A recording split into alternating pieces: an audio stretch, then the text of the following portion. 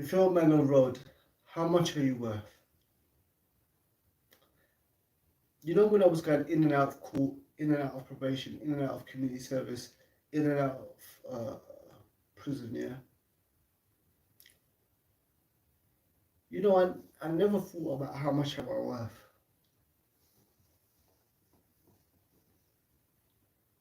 But see, what I understand, yeah, what we got to understand is this, yeah, is that you have a worth. You are worth something. But the thing is, you see, when you have nothing to live for, yeah, or you feel you have nothing to live for, you just live every day, wake up, yeah. Either you go down to the council estate, or you go to someone's house who's in a hostel, yeah, and you smoke weed, yeah, you listen to tunes, you drink alcohol, yeah, you link up with girl, and this, that, and the other, and so forth, and you just live in the same day over and over and over again, yeah. You see, when you're not doing anything in life, you're not working, you're not studying, you're not learning a trade, you're not trying to set up a business, you're just, I don't know, you're just hanging out in the estate, or you're just hanging out in the hostel, yeah, and you just living like the basically the same day over again. You meet up with the same group of friends, smoking weed, drinking alcohol, yeah, just chatting about rapper beefs, chatting about council estate and postcode beefs, and it's just the same day, and like this goes on for weeks, months, decades.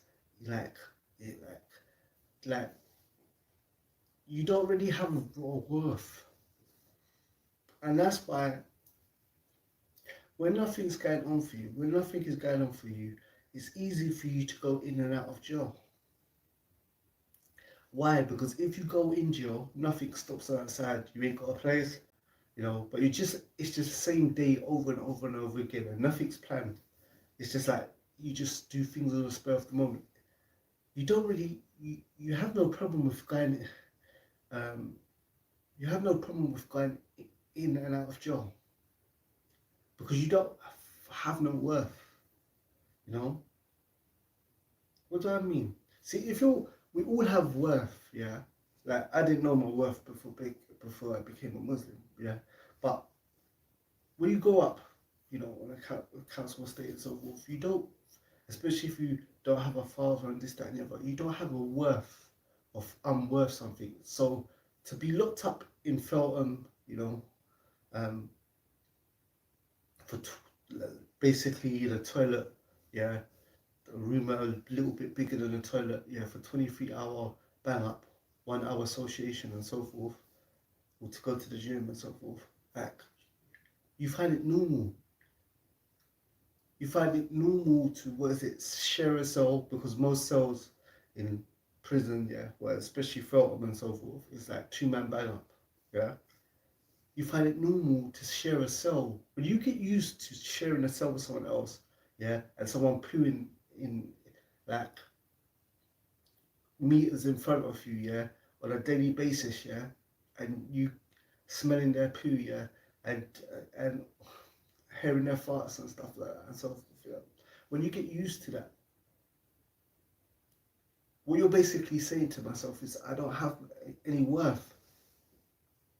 We're human beings, yeah. Like how they take animals and lock them up in cages, it shouldn't be normal for us. It should be normal for you should have a worth and being locked up for 23 hours a day, yeah, smell another man's poo, yeah, and another man's fart and another man's urine, yeah,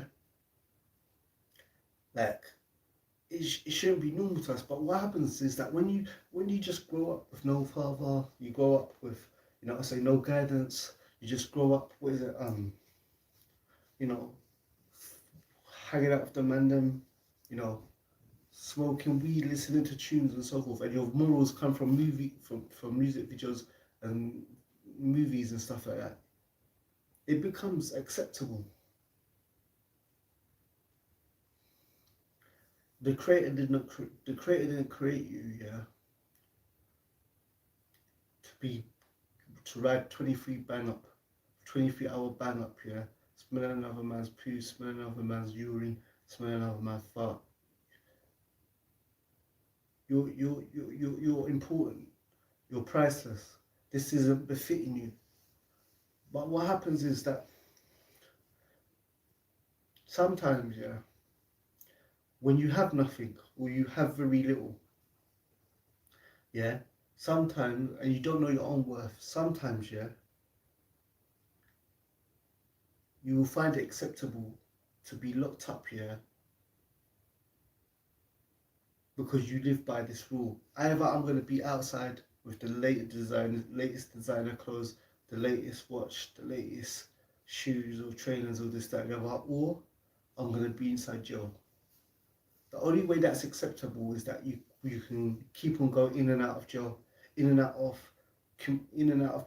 probation, in and out of community service, in and out of court, in and out of police station, in and out of jail. The only reason that can become acceptable to you, yeah,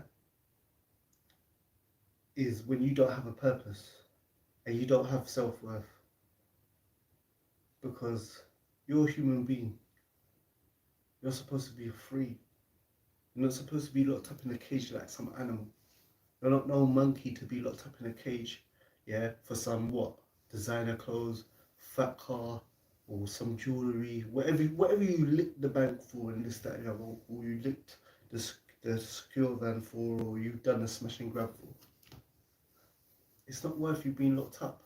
But the only way you can rationalise that and accept it is if you're not worth it. If you feel it's okay for me to be locked up, yeah? Because let's be honest, most of people that are doing crime and most people that are doing robberies and stuff, it's not for bread and water. I know, I've grown up in a council estate, I've been in jail, I've been in and out of police station, court and this, that, and I wasn't robbing and stealing for bread and water. Even though most of us grew up in a single parent family, this, that, and the other, our mothers, made sure that there was heating on, lighting on, and there was food there. Yes, we didn't have the most amount of food, and and we had to watch the lighting and the heating and so forth. But we wasn't going out robbing, yeah, and starving and then drinking, water and eating bread. That's not why we do moves. We do moves because we wanted designer stuff and flashy stuff. So the whole thing is that you have a purpose and you're worth something, yeah. But as long as you're hanging around with the same friends, you're listening to the same music, you're watching the same programs and so forth, and you ain't got any guidance, you're gonna think it's acceptable. When I read the Quran, I found out that Allah intentionally made me, and He intentionally made you, and Allah intentionally made your eyes how they are, your nose how they are, your ears how you are, your looks how you are. You are unique. Even twins, they don't have the same fingerprints.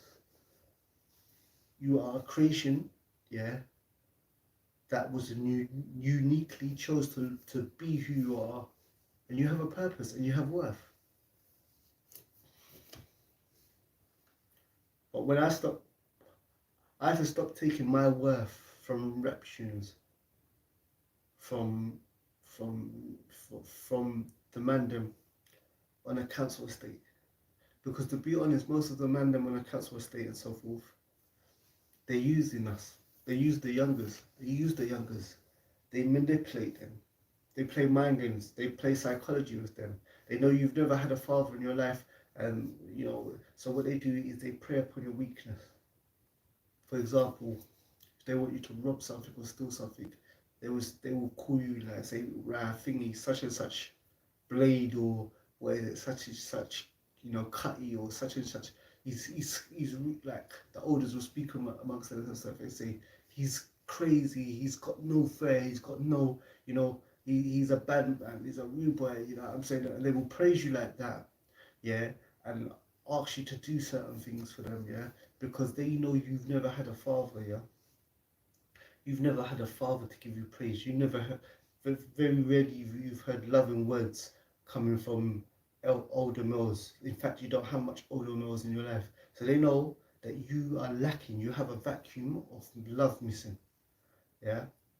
And what they do is that they use that Yeah, they realize they see this person, this lost young child, yeah, who's who will be low and will actually do physical things, yeah, and harm people and so forth. And what they do, they prey upon him. They praise you immensely because they know you're missing that praise because you never had a father who used to tell you you're special, you mean something, I love you, I care about you, you're important.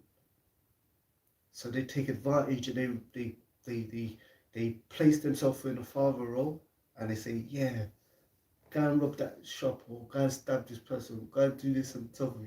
Like, like you're a G, you're a real one, you know what I'm saying, you're a bad man. Like everyone else is, everyone else apart from you is scared.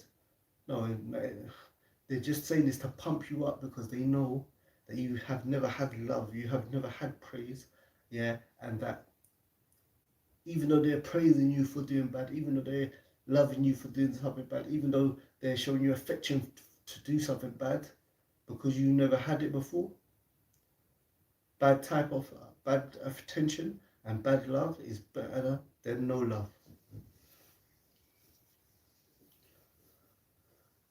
So, yeah, don't fall for it. Don't fall for it. Don't fall for it. Yeah, so you do have a purpose. You are worth something. And don't be used. Don't be used by these elders. The elders don't love nobody. They manipulate the youngers. And they make, as you notice, the elders and the elders, yeah, they do very little work. And they put all the dangerous work on the youngers. Why? Because the youngers are expendable. The youngers are expendable. The reason why they're not doing most of the work is because they don't want to get arrested, because they don't want to do bird, they don't want to ride it. You know?